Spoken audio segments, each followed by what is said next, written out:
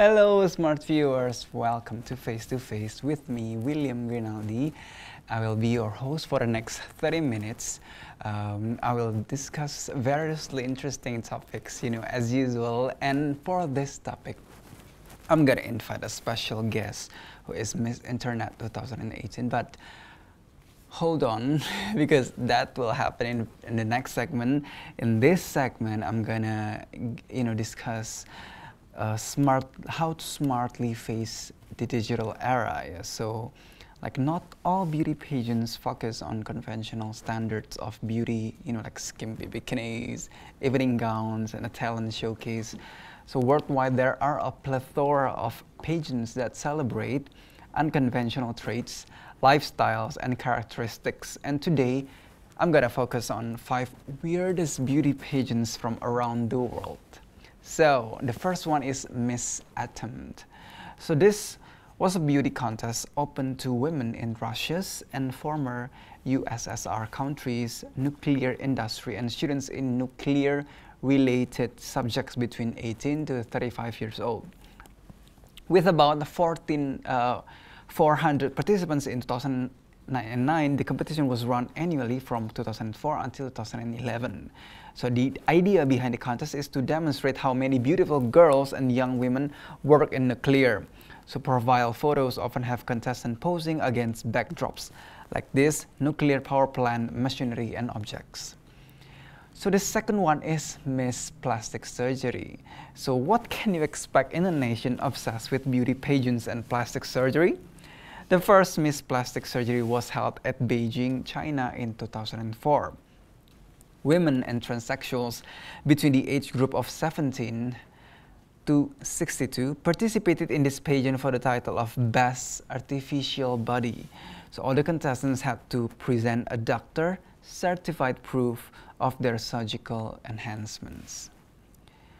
The third one is Miss Pregnant. So beauty pageant candidates expelled for their hidden belly secrets can still win the crown. So they just have to head in a different direction. So Miss Pregnant pageants are being born in almost every country. After Peru and Russia, the US also had a contest for to-be mummies in Cincinnati. So the candidates had to strut down the ramp in bikinis before the judges to win $1,000 for baby expenses. The next one is Miss Prisoner. So if looks could kill, some inmates of Bogota's Buen Pastor prison will be serving a double sentence. Every year, this Colombian jail holds a Miss Prisoner contest in memory of Virgin of Mercedes prisoners' patron saint. So participants walk down in elaborate masks, feathers, and gowns to win the coveted title. So contests like these are also held in Rio de Janeiro, Sao Paulo, Nairobi, and Lithuania to boost confidence and desire for reform among the inmates. While cash prizes are common in these pageants, a Siberian prison even offers an early parole to the winner. And the last one is Miss Mama Rio. So most of the beauty pageants set a weight limit for the participants. Miss Mama, however, Kilo also has a strict weight limit, but the contestants have to be over that limit and not under it in order to qualify for the contest. The annual pageant held in Cameroon invites all women over 90 kilos to walk down the ramp. So the beauties are judged not by their waist, but by their views on various social issues and traditional housekeeping skills. And Miss Mama Kilo is Cameroon's way of changing perception of plus-size women. So those are the unconventional beauty pageants all around the globe. So for the next segment, I'm going to invite also an unconventional topic of beauty pageants. Curious about that? You're going to have to stay tuned to Face to find out.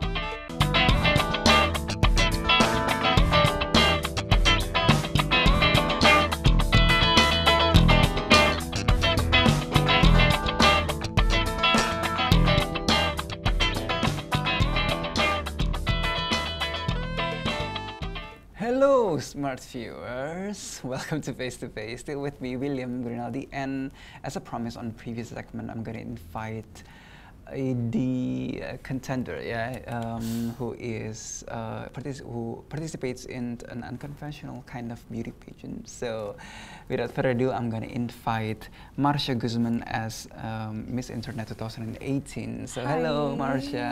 Hi.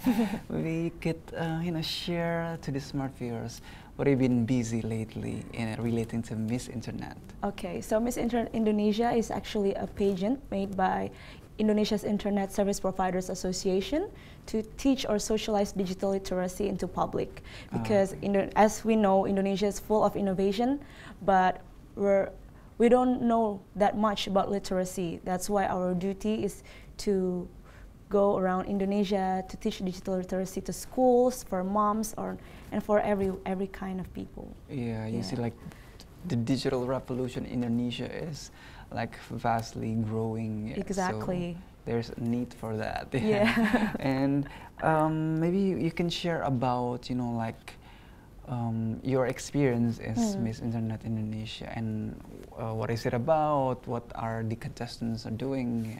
Okay, so basically for Miss Internet Indonesia, as you said, it's kind of unconventional beauty pageant. So everyone who entered this competition should be someone who have like internet background. Like for example, some of the finalists, they're vloggers or bloggers or digital marketers, or even those ones who already have startups. But you don't need to have that kind of job.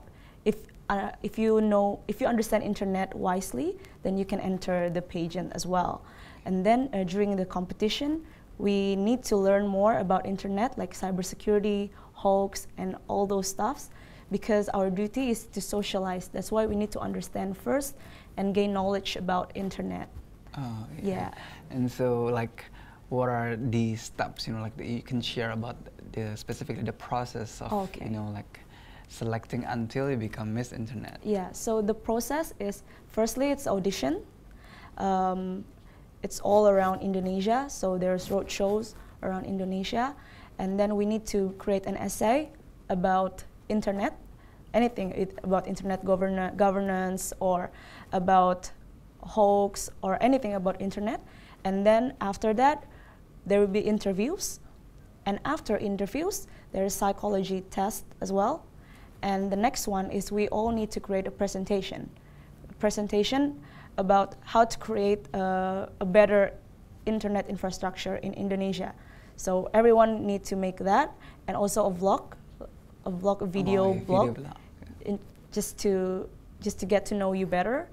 And after that, in the grand final, there's a quarantine, and during the quarantine, we learn so many things about internet. And in the grand final, last year it was held in Bali, we need to present our presentation in front of public. So usually for beauty pageant, usually there's question and answer. Yes, we do have that, but on the grand final, on the top 3, we all need to present what we made before in the quarantine. Oh, are there any outfit related contests? Yeah, I think it's still beauty pageant. You need to take care of yourself and stuff, but I think 70% you need to understand about more into the material. Yeah. But you still need to take care of yourself. Maybe you can share about your presentations and your ideas that are being were being presented. Okay, so last year I made a presentation about, it's called Internet for Everyone, because I think nowadays people who understand internet is only tech people, like maybe IT people, Android developers, UX designers, but everyone in Indonesia use internet, right? Yeah. So the education is not just for them, but it should be for everyone. So that's why it's called Internet for Everyone. My plan, and I already did this year, I want to train like mostly moms and women to be digital entrepreneur, because lots of people prefer to be housewife. But then it's also good, but you also can make money, right? So usually I go to some rural areas and teach them how to do digital marketing. Like for example, last time I went to Aceh, they have lots of great cultural stuffs, right? Yeah. But then they don't know how to sell it. They only sell it to their Locals, friends, to yeah. locals. Yeah. But if they sell it abroad, people appreciate it more. I mean, here is also good, but through internet you can reach things that you cannot reach before. Yeah, it's That's like why. boundless, like Exactly. no no worries about time or space. Exactly. Yeah. Yeah. And maybe you could also like share. Are there any like specific tips or specific requirements for maybe smart viewers who want to join Miss Internet? Yeah, I think just be yourself and just gain more knowledge in internet. You don't need to be like very expert. Very expert, no. But you just need to be able to socialize, and the most important thing is to simplify stuffs, because like when people heard internet, they think about complicated stuffs, digital tech, but in order to be Miss Internet, I think you need to be able to simplify stuff so that everyone can understand. So the communication skills Yeah. are also very important. True. Yeah. True. Yeah. Maybe you can also share about the experience of like getting to know people all over Indonesia. Like try to get interactions with them. Yeah.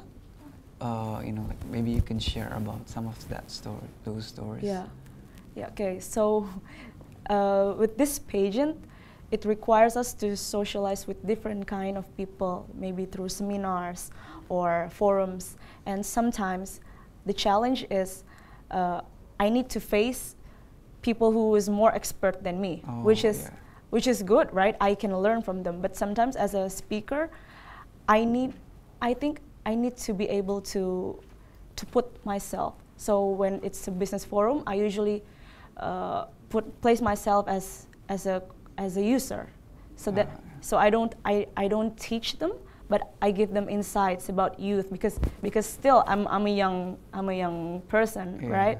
So I think it's more about placing yourself and understanding who your audience is. That's the challenge. So you're like changing the perspective, like more into the millennials or the youth. Yeah.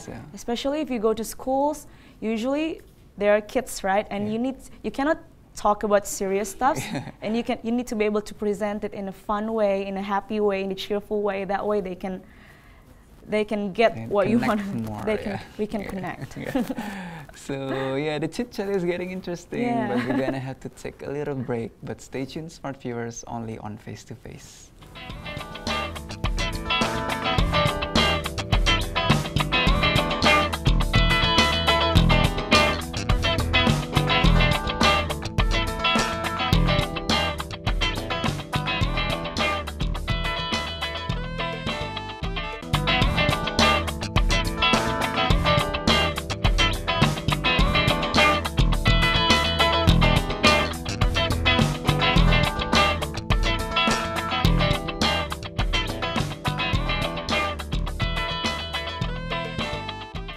Hello, smart viewers. Welcome to Face. Still with me, William, and still with me also, Miss Internet, Marsya Gusman, and we are continuing our discussions about the importance of internet and how you have to have the communication skills in order to relate to various people. Various kind of you meet, like in your journey. You meet various people, like. You meet local people from Aceh, the very west side of Indonesia, into and maybe you could share some of the most memorable experiences while you travel in order to try to give a knowledge about internet. I think one of the most memorable was in Lubuk Linggau. It's a place called Lubuk Linggau, close to Riau. Oh, Riau. I went to several schools there, and it's so memorable because until now I'm still communicate with all of them, and we even followed each other's on Instagram, and they kept up to date. Like some of them, they start having a business, like online business, and it's real. Like it's real. It's not just startup. Yeah. And I feel I feel great with it because I know she didn't even believe in her dream back then, but now she made it. So that's quite memorable for me. You make their dreams come true. It's also because of them. So, and we have some of your photos that we can discuss. Maybe we can take a look. Yeah.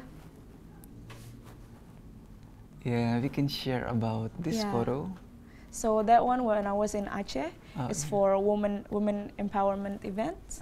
Because you know in Aceh there's a strict law for women. But still it shouldn't stop them from reaching their dreams or be productive. You still can be productive even there's some rules and regulations. Yeah. Yes, women empowerment is also very important. Yeah. And maybe the next photo.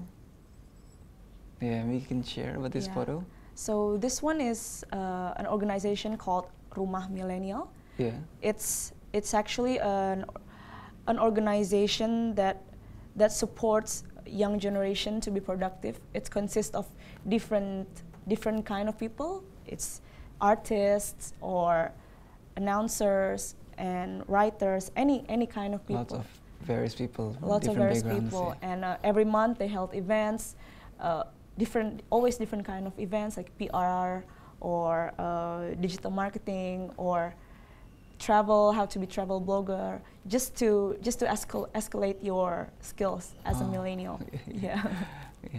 And another photo. Yeah, we can share about you. As you said before, you presents your So this one is from internet usage. Last year.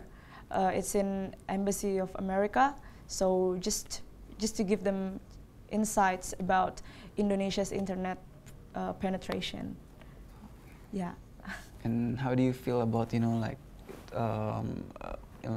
seldomly, regularly, giving speech, giving trainings or seminars, and how do you feel about that? I think it's quite challenging because I thought I only need one single slides and then present it everywhere, but turns out every seminars have different topics, every socialization have different objective, and that way I need to change it over and over again, tailored to the events. So if the event is about hoax, then I need to make something about hoax. Or if the event is about cybersecurity, and then if it's for kids, I need to create the slides more colorful. So that's what makes it challenging. But that's good because it keeps my mind adaptive. Yeah. Your adapting skills are enhancing. Yeah. For the next photo, you can share about this social media week. Yeah, social media week. This also from 2017. It's a panel discussion with Facebook and Google about Indonesia's regulation, because we have UU ITE, right? Yeah. So it's a regulation that helps, that's regulate our behavior on the internet. That's why lots of people spreading hate speech and all those stuffs. And we talk about Facebook because it happens a lot on Facebook as well. People do cyberbullying and everything. People believe everything on Facebook. Exactly. Facebook videos, Exactly. So through social media week, we talk more deeper about that and how the regulation should be and how is it from youth perspective. So the importance of how to use internet wisely. It's also it's the highlight. Yeah, that's the highlight. And the next photo. Yeah, this one is from Oppo Campus Club. It's a community of people, a representative from different campuses. They want to know more about digital literacy, and so I socialize to them, and they will be the one who tell it to their friends at their university, because they are the representative from different university. Oh, so it's also like concerned about youth because Yes, like because they are the huge amount of users. exactly, and they are the one who are the closest with technology and internet.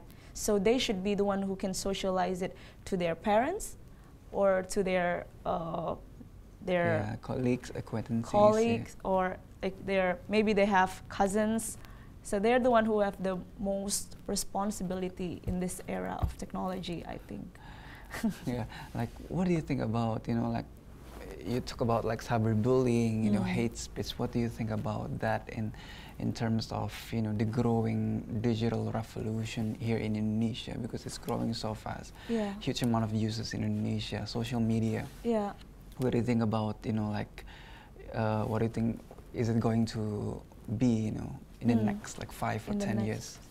I think the technology and revolution is going huge, yeah. But it depends on us whether we want to take it as a positive thing or as a negative. For me, if we use internet wisely to gain knowledge and education, it can make our nation is better, because we all have same access, same resources. It's all there, all nationalities. It depends on how deep you want to learn. But if you use it for like cybercrime or bullying, it only makes, or gossiping even, it only makes it worse. So it depends on how we use internet wisely. Yeah, so internet is just a tool. Yeah. It's just a tool. It depends. It's like a gun. Like, if you are you gonna use it for what? If you use it, just put it right there, or if you want to use it to kill people, or knife, you use it to cut the food. As you cooking can make appliances, or to kill or people. to other. So it's about the tools. Yeah. So what do you think needs to be shared to the young generation, to our smart viewers out there, about the importance of internet usage? Sorry. Like the importance of internet usage. What do what do you think needs to be shared? Your message.